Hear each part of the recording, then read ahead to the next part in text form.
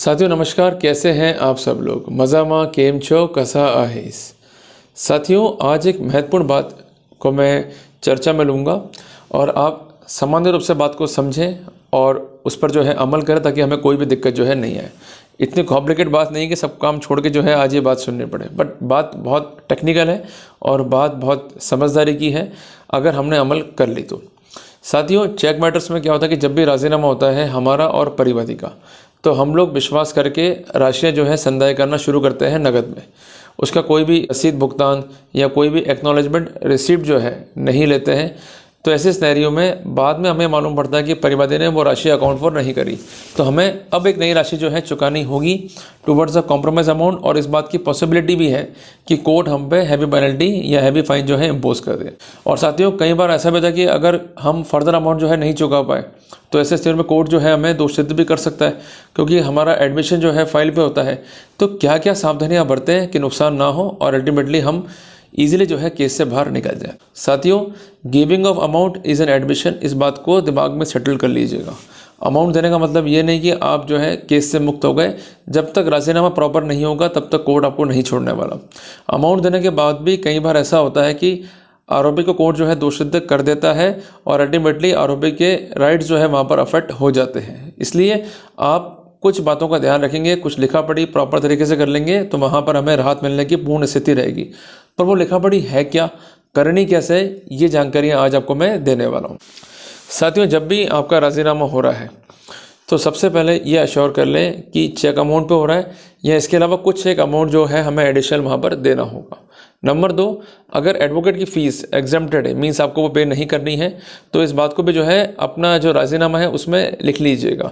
तीसरी बात है कि अमाउंट पे कब तक करना है, कैसे कैसे करना है और कितनी किस्तों में भुगतान करना है, इस बात को लिख लीजिएगा।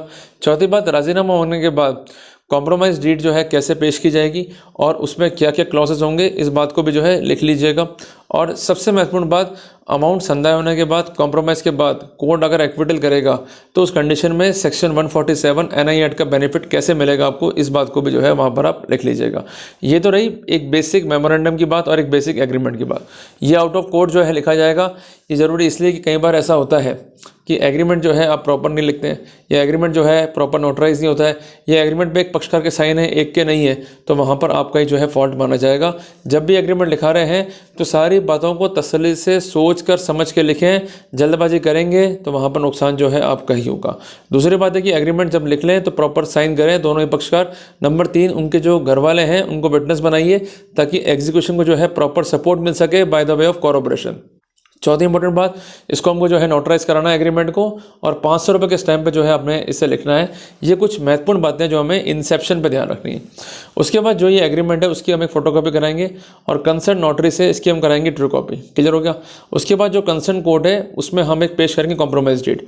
उसमें क्या मेंशन होगा, सबसे पहले कोर्ट का नाम, देन केस नंबर, देन पक्षकारों का नाम।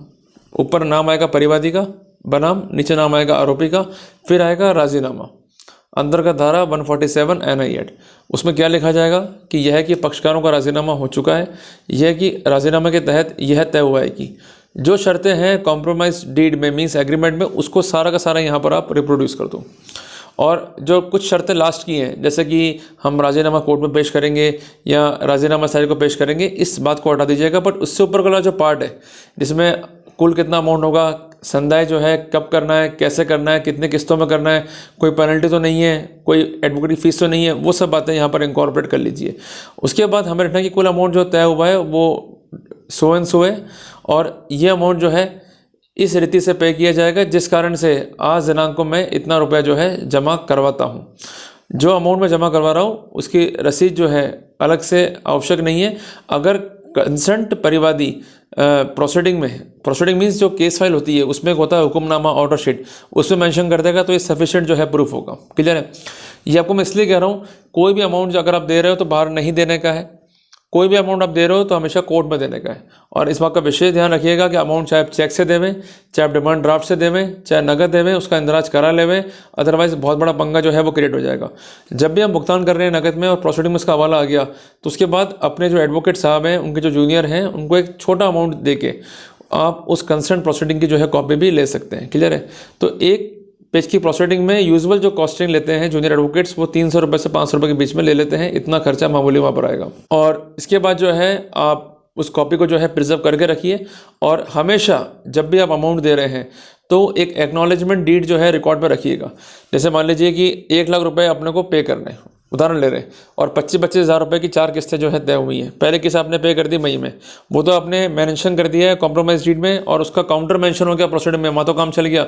अब जून में हम जब देंगे तो एक बनेगी एक्नॉलेजमेंट डीड कि भाई राजीनामा हुआ था, ये डीड जो है कॉम्प्रोमाइज़ की तारीख को पेश हुई, जिसके पेटे सेकंड किस्त जो है आज दिनांक को मैं अदा कर रहा हूँ और शेष किस्त जो है मैं इस तारीख को जो है अदा करूँगा as per the compromise deed. और उसके बाद अपने हस्ताक्षर आपके हो गए।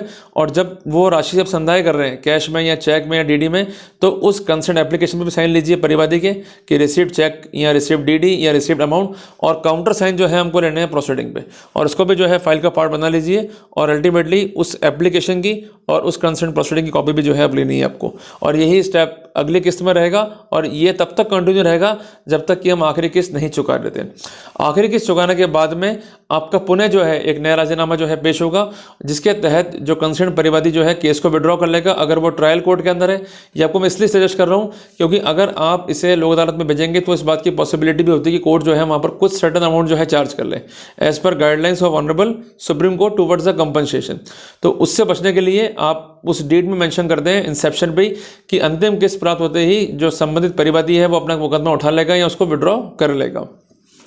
अगर मामला अपील की स्टेज में है तो वहाँ भी आप राजीनामा कर सकते हैं। और इस बात का विशेष ध्यान रखिएगा कि जब आखिरी डीड आप सबमिट कर रहे हैं कि अब फाइनल डीड हम दे रहे हैं कि अब हमारे बीच में जो है कोई विवाद नहीं है, सारा भुगतान जो है प्राप्त हो गया है परिवादी को, अतः निवेदन है कि माननीय न्यायालय संबंधित पत्रावली को लोक अदालत की भावना से लोक अदालत में फॉरवर्ड करके इस मुकदमे का निस्तारण करने की कृपा करें ताकि हमें कोई भी जो है असुविधा ना हो और मुकदमे का निस्तारण जो है धारा 147 NI एक्ट की रोशनी में लोक अदालत की भावना से हो सके। तो वहाँ पर कई बार ऐसा होता है कि जो अपीलान कोर्ट है वो लोक अदालत को जो है मैटर रेफर करता है, भले परिवादी आए या नहीं आए, उसके एडवोकेट अगर उपस्थित है तो सफिशिएंट है, आरोपी आए या नहीं है, उसके एडवोकेट उस तारीख पे आ गए जो नियत है लोक अदालत के लिए, तो ये सफिशिएंट है। तो कोर्ट वहाँ पर राजीनामा के बेसिस पे जो है आरोपी को दोष मुक्त जो है कर देता है। तो कहने की बात है कि अगर हम ऐसा नहीं करेंगे और हम अमाउंट दे रहे हैं ऑन एयर, तो उस सिनेरियो में अगर मना कर दिया परिवादी ने तो फिर क्या होगा, मारे गए हम तो। या आपने कोई चेक दे दिया, वो नट गया, भाई चेक तो किसी और अमाउंट के पेटे तो मारे गए। इसे जब भी हम अमाउंट दे रहे हैं या कोई भी अमाउंट जरिए चेक जरिए डीडीएम संदाय कर रहे हैं, इवन यूपीआई भी कर रहे हैं, तो आप एक एक बात को उस एक्नॉलेजमेंट शीट के मार्फत या एक्नॉलेजमेंट डीड के मार्फत फाइल में जो है पुटअप कीजिएगा और प्रोसीडिंग में भी इस बात को लिखवा लीजिएगा। अगर नहीं लिखवाएंगे तो वहाँ पर नुकसान आपको ही होने वाला है। और ऐसे कई मैटर मैंने देखे हैं कि जहाँ पैसे की बात तय हो गई, पैसे कुछ दे भी दिए, अल्टीमेटली परिवादी जो है वो कर गया, तो वहाँ पर नुकसान हो गया आरोपी का। तो इसलिए हमेशा लिखा पढ़ी प्रॉपर करो, सारी बातें लिखवा लो और जब कोर्ट में आप अमाउंट दो तो उस सिनेरियो में आप प्रोसीडिंग पे और जो एक्नॉलेजमेंट शीट है या एक्नॉलेजमेंट डीड है उस पर विशेष लिखा लो। अगर नहीं लिखाओगे तो वहाँ नुकसान आपका ही होगा। और इसका बेनिफिट क्या है कि अगर एक बार परिवादी ने लिख दिया कि मैंने अमाउंट प्राप्त कर लिया है, तो ऐसे सिनेरियो में जो उसका एडमिशन है it become a judicial admission और सेक्शन 17 एविडेंस एक्ट के प्रोविजंस जो है वहाँ लागू हो जाते हैं। और इसके अलावा वो by the theory of estoppel भी अपने कॉन्डक्ट से बाउंड हो जाता है, बाद में वो अपने कॉन्डक्ट से हॉस्टाइल नहीं होता और आपको कोई परेशानी जो है वहाँ पर नहीं होगी। तो इसलिए बेसिकली ये सिविल डिस्प्यूट तो है, बट जब राजीनामा हो रहा है तो वहाँ पर हमें ये सावधानी रखनी है ताकि हमें कोई दिक्कत वहाँ पर नहीं आए। इसके अलावा लॉ ये भी है कि अगर परिवादी जो है कंसेंट नहीं दे रहा है, अपने अमाउंट जो है संदाय कर दिया, तो वहाँ पर कुछ पेनल्टी इम्पोज कोर्ट जो है आपको दोषमुक्त घोषित कर सकता है। बट शर्त यही है कि पहली अपीयरेंस के 15 डेज़ के भीतर ये काम आपको करना होगा। पर जब ये काम हम नहीं कर पाए तो सेकंड स्टेप में क्या है कि राजीनामा है और जो भी अमाउंट तय है उनको as per protocol as per deciding factors हमको जो है संदाय करना है। क्लियर हो गया आपको? तो उम्मीद करता हूँ कि कॉम्प्रोमाइज़ कैसे करना है, अमाउंट देना कैसे है, लिखा पढ़ी कैसे करनी है, इस बारे में मैंने आपको लीगल अवेयरनेस देने का प्रयास किया। तो जल्दी मिलते हैं अपन एक नए टॉपिक के साथ। टिल देन, जय हिंद, जय भारत।